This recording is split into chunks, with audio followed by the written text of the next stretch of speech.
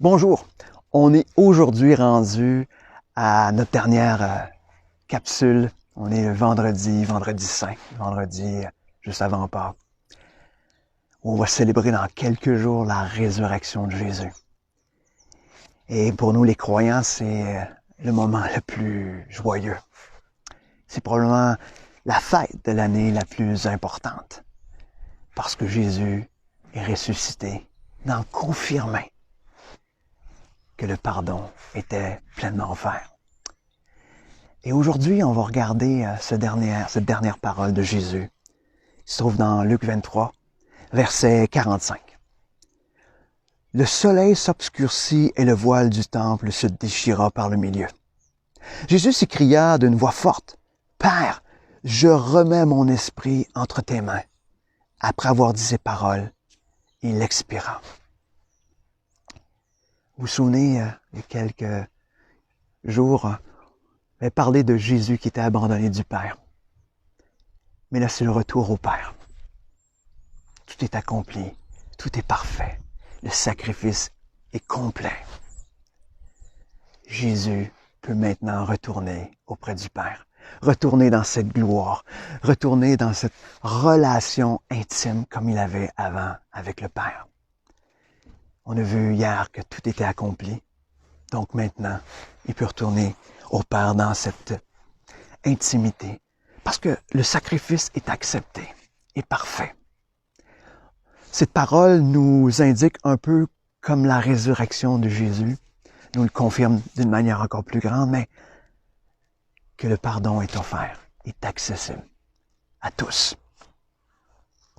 Donc, on peut recevoir aujourd'hui cette certitude que si on a reçu ce pardon-là, on va pouvoir passer l'éternité avec Jésus, avec le Père.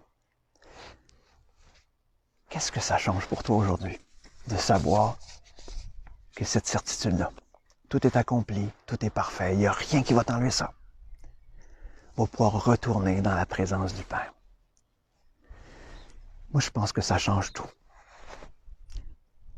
Sachant qu'on a cette assurance d'aller auprès du Père, parce que le pardon est accordé, tout est accompli. Jésus est réconcilié avec le Père, nous ouvrant les portes du ciel toutes grandes à tous ceux qui veulent recevoir ce salut si merveilleux. Plus de crainte, cette joie.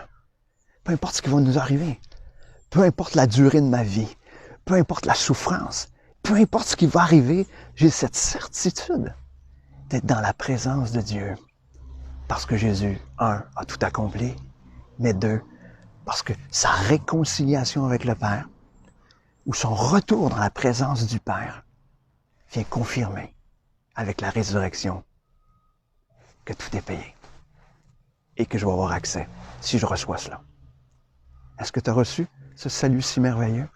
Est-ce que tu crois que Jésus est mort à la croix pour tous tes péchés, passés, présents, futurs? Est-ce que tu le crois?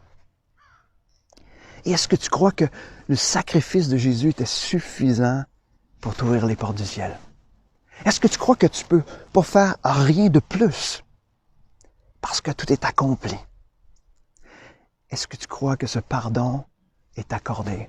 Est-ce que tu crois que le sacrifice de Jésus pour les yeux du Père était parfait? Si oui, pourquoi tu ne le reçois pas? Et si tu l'as reçu, vivons en sachant que nous sommes pardonnés, que nous sommes aimés du Père et que notre place au ciel nous attend. Peu importe. Ça, c'est une assurance. Et qu'au milieu de tout ce qu'on va vivre, au milieu des souffrances comme au milieu des joies, notre place nous attend dans la présence du Père. Alors, dans quelques jours, on va célébrer Pâques. Je ne sais pas où est-ce que vous allez être, mais je vous invite à vous rappeler que la croix, c'est la plus belle histoire. Pas parce que Jésus est resté sur la croix comme on le voit derrière moi, parce que Jésus n'est pas sur la croix. Jésus est dans la présence de son Père.